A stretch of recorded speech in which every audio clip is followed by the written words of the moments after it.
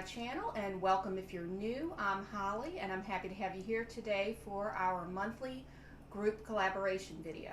It's the first Sunday of every month that we share a different type of video with different themes. So for September we are doing fall comfort foods, and I know you will find lots of great ideas here in the playlist that I'm going to leave down below in the description box of all my YouTube friends who are making some delicious recipes that you can try and make for your family.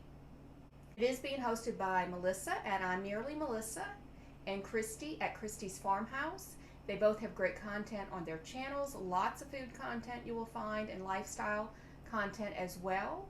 Please be sure to go and check their channels out. I know you will love their channels as much as I do, and I'm going to leave the links down below in the description box, as I said, with the playlist as well.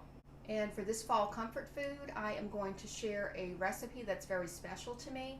It is a recipe that my mom created many years ago. So I hope that you will enjoy it as much as we do, and I hope that you enjoy the video. And for this fall comfort food, I am going to make a bread pudding. This is not going to be your traditional, necessarily, bread pudding. I am putting some fruit in this. And this is my mom's recipe, so this is probably well over 60 some odd years old, because I'm 53. I remember her making it for New Year's Day, and my sister makes it still, and she makes it once a year for New Year's Day. And my sister's 12 years older than me, so with knowing that, we know, and she said my mom made it when she was little, so knowing that, we know that this recipe has got to be well over 60 some odd years old. So we believe maybe it was my grandmother's recipe that she also made, and my mom maybe added to it as the years went on. We're not sure, but we just know this is what my mom made, growing up. And we like it, we enjoy it. The preferences on the different ingredients is optional, so you can make just a regular, bread pudding. It doesn't have to have all of this in it, but this is how we like it. So that's what I wanted to share. This is a family recipe, childhood recipe, and we really enjoy it. So you can choose to leave things in or out. It just depends on you and what your family likes. And my mom and my sister, neither one measure anything when they're making this. So there's not really a recipe per se on the amount of ingredients. So it's kind of what you like and what you want to add to it. But for this, I'm going to make a 9 by 13 inch pan. So I'm not making as much as my mom or my sister would normally make. They made a lot. So I'm trying to adjust the recipe as much as I can with what I know. So hopefully it turns out right. But you will need some ground cinnamon and a half a stick for a 9 by 13 inch pan. That's what I'm going to use. A half a stick of butter that's going to be melted. Some vanilla extract, and I like the pure vanilla. I don't really like the imitation, but that's completely up to you. Also some evaporated milk. This was my mom's favorite growing up. I even remember her using this as a creamer in coffee. So I'm going to probably use half of that can. I think my sister and mom used maybe the whole can for the amount that they made, but I'm going to use half a can starting off with. And a can of fruit cocktail. I'm using the smaller can. My sister, like she said, for a larger amount she would use the big can. The only thing is we don't like the grapes, so we just take the grapes out. I'll eat that separately. I don't mind it like that. But in the bread pudding, we just don't like the grapes. So we're left with the peaches, the pear, the pineapple, and a few cherries that are in this. And I leave those cherries whole. And then I drain off the heavy syrup, and I'm using the one with the heavy syrup because that's the one we like. But I'm going to use some of that juice in the bread pudding. So I kind of want to separate it so that way I can add it as I go. I may or may not use all of it. And some maraschino cherries, and you want to chop those up. So my sister uses, she said it was a small jar of the cherries. I just ended up buying the 16-ounce one.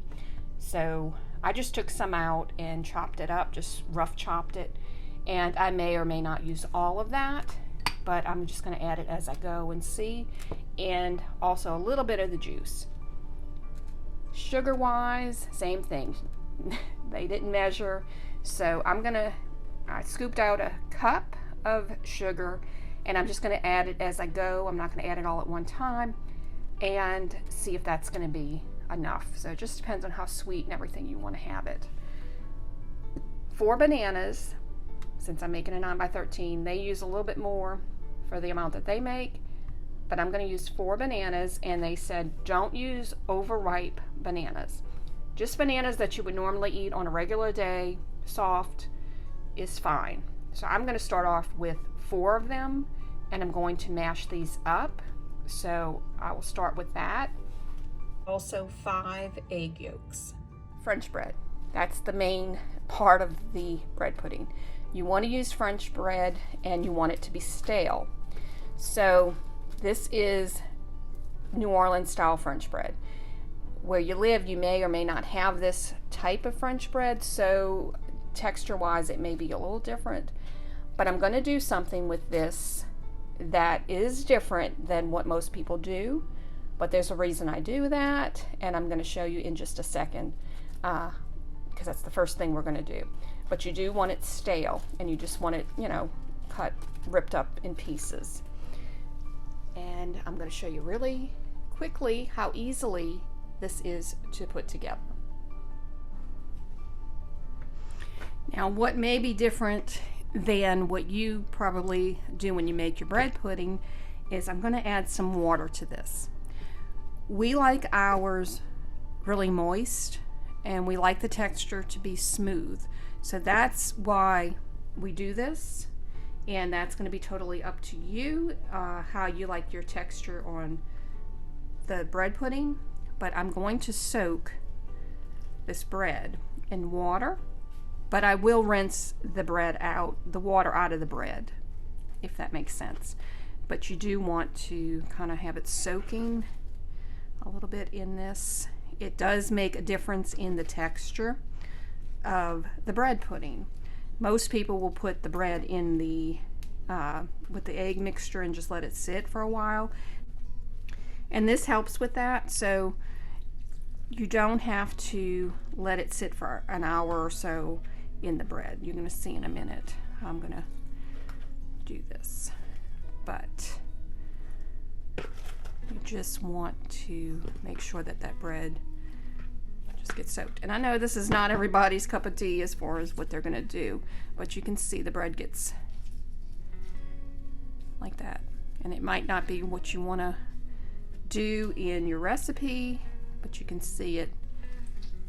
We like ours a certain texture.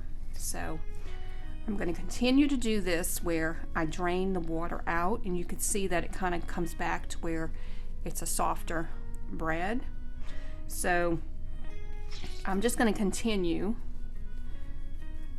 to drain the water out of the bread. I'm going to put it back in this bowl. I'm going to take and put this in another container, and then just put the bread back into this bowl, because then we're going to mix everything else up, and I'm going to show you how quick and easy that is. And you can see that I drained off the water from the bread completely, so you don't want this to be a liquidy mess. You don't want this bread pudding to be watery. So now that that bread is nice and moist, we're going to add some ingredients. Now I'm going to take my eggs, and I've already kind of mixed them up some, and like I said, you just want the egg yolk. So I'm going to mix that in just a little bit, get those eggs, and I think that would probably work. Like I said, I'm kind of winging this as far as trying to make it a smaller version instead of a lot, so I'm hoping that works out. So now I'm going to add the bananas in. And if you think that's odd, there's a lot of restaurants in New Orleans and in Louisiana that make their bread pudding with bananas and with the fruit cocktail. So it is not odd, I guess, to us. But if a 5-star restaurant can have bananas and fruit cocktail in theirs, I think my mom might have been ahead of her time with this recipe. Now I'm going to add the fruit cocktail to this. Like I said, I took the grapes out. I think hopefully I got them all out.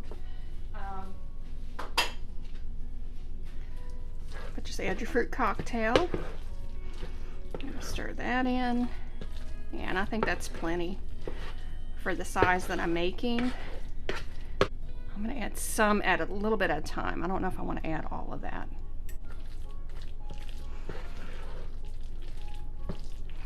Since I cut these up, I'm just going to go ahead and just add them in. I don't think it's going to hurt. I like cherries. I'm going to add the melted butter.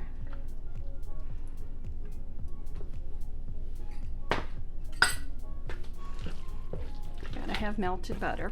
That makes it really good. I'm going to add some raisins to it. If you don't like raisins, don't add it. I know raisins can be a controversial little thing in recipes, but we like raisins, so just add what your family likes. It doesn't have to be, like I said, what I'm adding. You can just add however you want. And I'm going to stir that in. I'm not going to add too many, just enough. I'm going to add some milk. I'm not going to add all of it because, like I said, you don't want it to be too watery.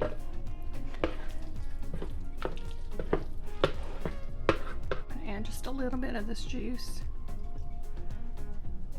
I'm kind of seeing here I'm adding just a little bit more. I can kind of tell where it's at in there.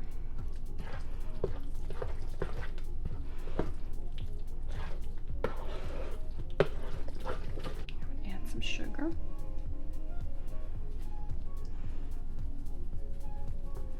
And we usually like it sweet, so that's going to depend also on how much sweetness you like in yours. Add cinnamon, and I'm just going to sprinkle it in. Add as little or as much as you like. Just a little bit more. I like a lot of cinnamon. Some vanilla.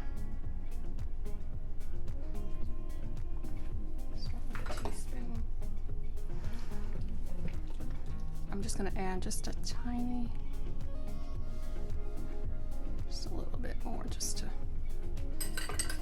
add to it. And I did add the rest of the sugar in.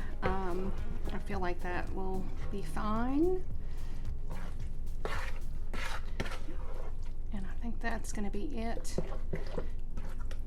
I hate to waste the juice, so even though I don't want it to be watery, I just added a little bit more in.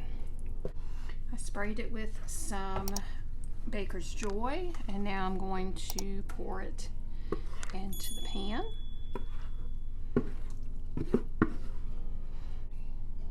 Put this in the oven on 350 for about an hour until it starts to brown. And as you can see, this is what it looks like when it comes out of the oven. It has that nice smooth texture, and it's really good. Definitely tastes like my mom's and my sister's bread pudding. Really love this. That's why we soak the bread, so that way it gets that texture, and then the inside of the bread doesn't have like dry spots or anything. It's completely moist throughout. And I did make a rum sauce, but I wasn't too thrilled with it. So I think it's better without the sauce, actually. And I'll leave the recipe down below if you want the recipe for the rum sauce. But I didn't find too good with this. I like I said, I just prefer just the plain bread pudding without it. But we really did enjoy this. And I want to thank my sister and her husband, my brother-in-law, for helping me figure this recipe out to make it a smaller version. I really do appreciate y'all so much. Even though it's been almost 28 years that my mom is no longer here with us, I do want to thank her for creating this recipe because it is a family favorite and it is delicious and a yearly tradition. Please don't forget to check the playlist down below and Melissa and Christy's channels as well. I hope that you enjoyed the video. If you did, please give it a thumbs up. And if you're interested in seeing more like it, please click that subscribe button and the notification bell, and that will notify you when I post new videos. Hope everyone has a blessed day. God bless y'all.